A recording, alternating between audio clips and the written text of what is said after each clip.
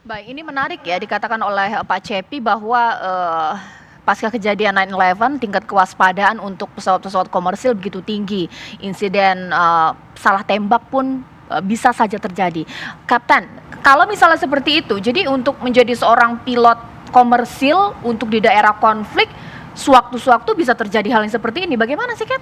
Bisa, cuman kita kan sebelum terbang ada lihat notem, notice to airman, ada pemberitahuan bahwa nggak boleh terbang lewat sini, dia kasih tahu.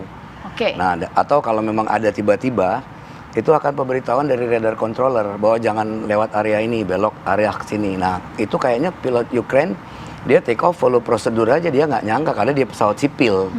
Dia terbang ikutin prosedur aja normal, karena tidak ada pemberitahuan sebelum terbang. Oke, jadi seorang pilot harus lewat di jalur-jalur yang memang sudah ditentukan. Mungkin tidak dia lewat jalur yang bukan seharusnya. Nah, kalau memang seperti itu, ada pemberitahuan bahwa oke, kan sebelum terbang ada dikasih ATC clearance. Ya. Jadi Anda boleh terbang, Anda terbang ke kota ini melalui airways atau jalur udara, misalkan kayak ke Palembang, Ya. Whiskey 12, flight level 280, 28.000 feet initial, sementara kita ke ketinggian berapa dulu, baru ke 28.000. Nanti kalau enggak ada special clearance, misalkan after take off, maintain runway heading, Ya. lurus dulu. Nah, kalau memang radar control bilang, oke, follow prosedur normal, ya kita ikutin aja. Oke, apalagi itu cuma beberapa menit sebelum Iya, take itu off ya. kira-kira mungkin 4 Nah, menit, 5 menit, 8.000 feet sekitar Kalau gitu lah. misalnya kemudian pernyataan yang keluar saat ini pesawat tersebut terlalu mendekati area sensitif. Nah, ini apakah kemudian menjadi alibi pembenaran saja ataukah memang benar katanya Pak Cepi di sini katanya Pak Kapten Azin nggak mungkin lah kemudian lewat area yang sensitif, apalagi itu di bandara ya. Sesaat lagi nanti Pak Iwan akan jawab usai jeda berikut pemirsa di Apa Kabar Indonesia Malam. Nah, Pak Iwan, hari ini juga kita sudah membaca statement dari pemerintah Iran bahwa pesawat tersebut kenapa salah tembak karena terlalu dekat dengan area sensitif. Konteks Tehran itu sendiri atau juga bandara, daerah sensitif apa sih yang ada di sekitar bandara? Kok bandara ketika ada pesawat mau terbang, ini pesawat komersil loh, dikatakan mendekati area sensitif, bagaimana Pak Iwan? Tadi seperti dikatakan di dalam laporan itu bahwa pasukan Garda Revolusi juga berada di sekitar bandara Teheran. Lalu di sana banyak juga instalasi-instalasi yang sensitif di sekitar Teheran. Itu tersebar di seluruh kota. Nah, mungkin masalahnya bukan di situ. Karena bateri rudal Iran itu adanya 12 km di luar Teheran. Jadi ketika radar mereka menangkap ada objek dalam radar mereka yang kalau disejajarkan objek pertahanan udara itu radarnya semua objek akan sama size-nya. Jadi dia tidak bisa membedakan apa itu pesawat kecil atau pesawat besar. Yang jelas ada pergerakan.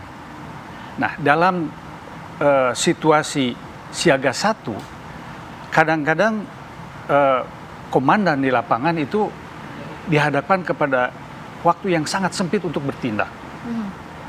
Apakah pull the trigger atau tapi kan kalau objeknya itu sudah terbang dan menurut penilaian di lapangan sudah imminent merupakan ancaman, dia harus mengambil suatu keputusan. Oke. Cap, kalau pesawat komersil berarti tidak bisa mendeteksi adanya serangan atau juga Iran atau juga rudal yang mendekat pesawatnya, begitu ya? Tidak, kalau pesawat komersil tidak ada, tapi untuk pesawat tertentu, misalnya pesawat VIP, VVIP ada. Istilahnya anti rudal lah. Jadi kalau ada rudal datang, ada keluar sesuatu, jadi rudal ngikutin itu. Tidak akan kena pesawat. Nah, ini kan pesawat komersial. Dan dia sudah ikutin prosedur yang ada, take off dari Teheran, Bandar Udara Behrabat ya. Ganti Khomeini sekarang. Nah, take off dari situ, ikutin prosedur. Kemudian tiba-tiba ada rudal yang nembak. Ini malam lagi Pak ya. Jadi dari di radar nggak bisa, di radar cuma bisa monitor cuaca atau ada pesawat lain yang muncul. Paling kita itu lihat ya Cap, ini jenis pesawat yang ditembak rudal Iran yakni Boeing 737-800 Next Generation. Saya bawa itu juga. Next Generation dengan jumlah 9 kru pesawat, 167 penumpang, 82 warga Iran, 63 warga Kanada, 11 warga Ukraina, 10 warga Swedia, 7 warga Afghanistan, 3 warga Inggris pemirsa. Kemudian kita lihat Ini dia pemirsa, ini jarak tembak 8 mil, 2 rudal dengan ketinggian pesawat 6.000, 2.400 8.000 meter. ya? Tapi kalau dari gambar tadi tuh sempat berbalik. Jadi ternyata ketika ditembakkan untuk pesawat Boeing tadi tidak bisa kemudian membuat langsung mati sistemnya, masih bisa untuk berupaya balik. Bagaimana sih? Kan Enggak, melihat kalau dari sudah untuk kena pesawat, terbang itu aja, komunikasi tidak ada karena pilotnya komunikasi. sudah nggak bisa calling apa-apa lagi, ada emergency atau apa, misalkan mayday. Ya. Ini tidak ada komunikasi, Nah, langsung ini aja meledak jenis gitu. rudal yang ditembakkan yakni rudal 9M331 Tor M1 dengan berat 34 ton, kecepatan 65 km. Dan juga ada spek rudal 9M331 dengan berat 167 kilo dan kecepatan luncur 850 meter per detik. Wow. Saya tanya kepada Pak Cepi. Pak Cepi, sebenarnya kalau garis komando untuk menembakkan sebuah rudal itu pucuk pimpinan yang bisa menentukan ditembakkan rudal itu siapa, Pak Cepi?